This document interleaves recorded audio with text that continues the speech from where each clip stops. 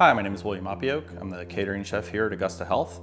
We're going to be making some black bean burgers right now.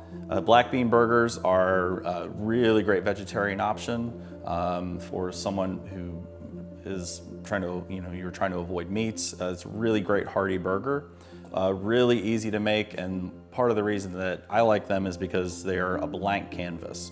Your main protein is going to be your beans, and you can throw in a few veggies. You can season it however you like. These are going to be a little bit southwesty, a little bit spicy, not too much, but they've got a lot of good flavor. First, we're going to start with 1/4 cup grated onion. This is about a medium yellow onion or Spanish onion, sometimes you might see in the stores. With this size, you're going to get about just over a cup's worth of onion once you've cleaned it all up. So to get our 1/4 cup, we're just going to use 1/4 of this onion. We don't need to use the whole one. I'm going to cut the top off there. I'm going to cut that in half. Because onions are round, we don't need that rolling around on us, so we make ourselves flat surfaces. You can save this for something later. And then I'm going to take that half and cut that in half. So we have this is going to be roughly 1/4 cup of onion. I'm going to peel back this part right here. Some people refer to this as the paper. When you process an onion, you're going to take the first layer off. We want to get rid of that. You don't have to throw this away. If you're cleaning a lot of onions and you have a lot of vegetable scraps, you can save them for vegetable stock. So onion skins are great flavor for vegetable stock. I'm not going to cut this part of the onion off, the root. The reason I'm not doing that is all of those layers go right down to there. So that's going to help me keep this onion together while I'm grating it on our box grater here. That way I don't have to fumble with the layers coming apart and separating. So I have a mixing bowl here. I'm going to use a box grater. I'm going to use a large edge or large holes, I guess you could say, on here for this. If you don't have a box grater, you can just finely dice this onion up, and that's fine. But it is easy to use this.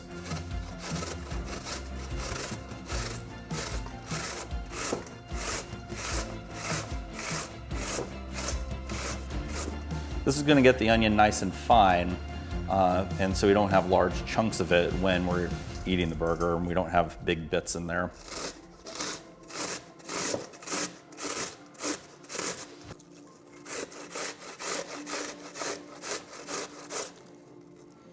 Right there, again, this is a scrap that I can save for vegetable stock, but see that root held together all those layers.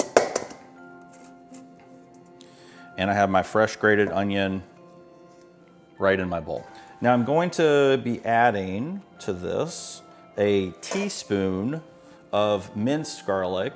It says in the recipe, but since I have my box grater out, I'm just gonna go ahead and use this guy. Teaspoon, once it's all processed again, it's about a clove of garlic, depending on how big they are. This one's a little big, but if you are looking at how much should I do, about a clove of garlic would be fine. I'm just gonna take it on the same side here. It's okay that it's a little bit large. I'm just gonna grate just like I did, leaving that end intact.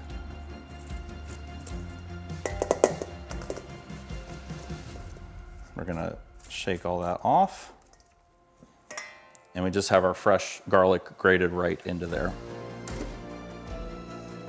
Now to this, I'm gonna add a 15-ounce can of black beans. I've already taken these out of the can.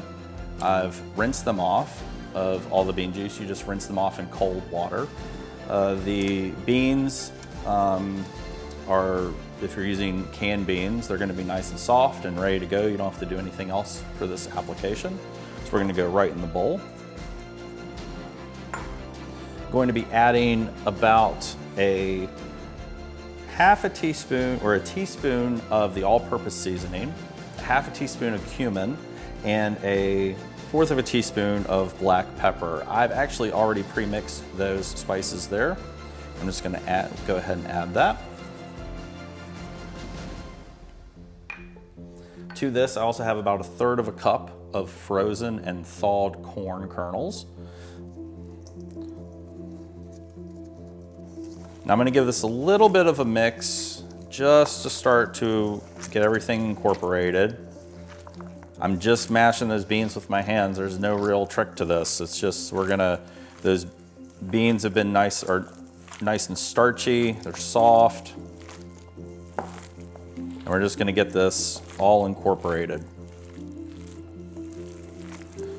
To this, I'm gonna add about 2 tablespoons of egg whites. The egg white's gonna act as a little bit of a binder, gives us a little bit more liquid to work with. If you don't happen to have liquid egg whites readily available, you can use about 2 eggs worth of egg white, depending on large eggs. If you have smaller eggs, if you get a smaller size, you could use 3, but 2 would be sufficient.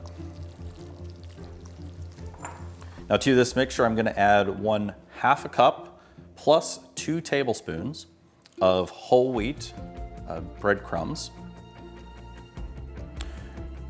You should be able to find those readily available in any store, or if you'd like to make your own. All the little heels of the bread that you don't use, you can save them, pop them in your freezer, and then when you need breadcrumbs, just take them out and put them in a food processor. So we have a nice paste right here, as it were, nice mixture. It's gonna hold together really nicely with the black beans and the corn and the breadcrumbs.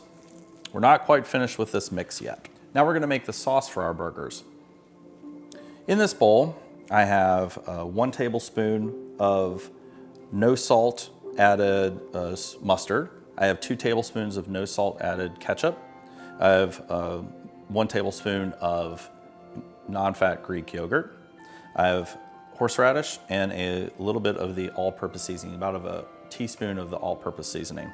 Horseradish has a wonderful flavor component, but it has an even better flavor component after it's sat for a day, and it starts to really come out into whatever you mix it in.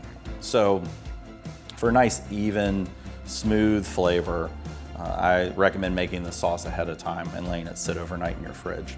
And to our burger mixture, with our black beans, we're going to add about a tablespoon of that sauce. The rest we will reserve on the side to obviously have with our burgers. We're gonna give it another mix. It is good to let this mixture sit for a little bit since we've added breadcrumbs.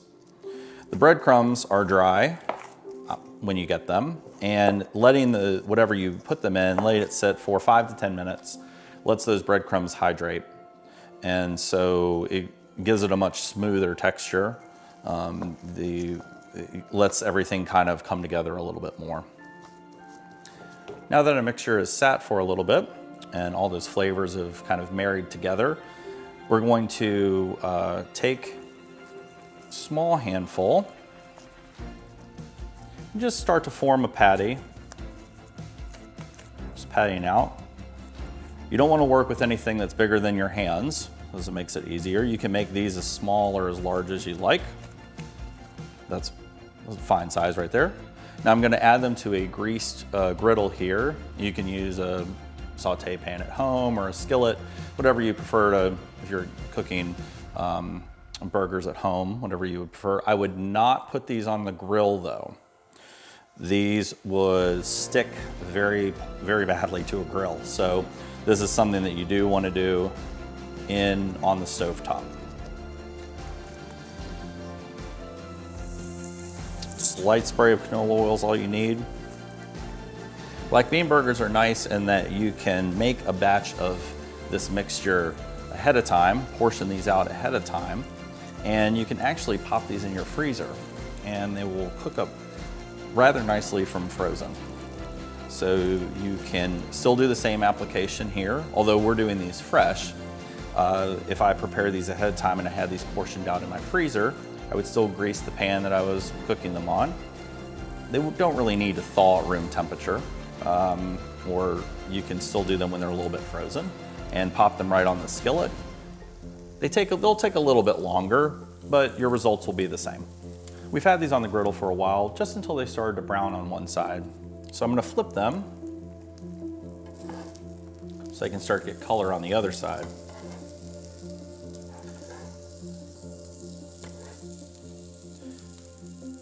Now, bean burgers are very, I mentioned before, it's kind of a blank canvas. This application could be done with white beans or black beans, either or. They're very neutral in flavor. You can even add things like, if you wanted more of a Mediterranean flavor, you add some oregano, some fresh lemon to this. If you wanted more of a barbecue-y type of flavor, you could add some chili powder, paprika, and a little bit of smoked paprika is nice to give it some sort of smokiness. You're not tied into just what's in the book.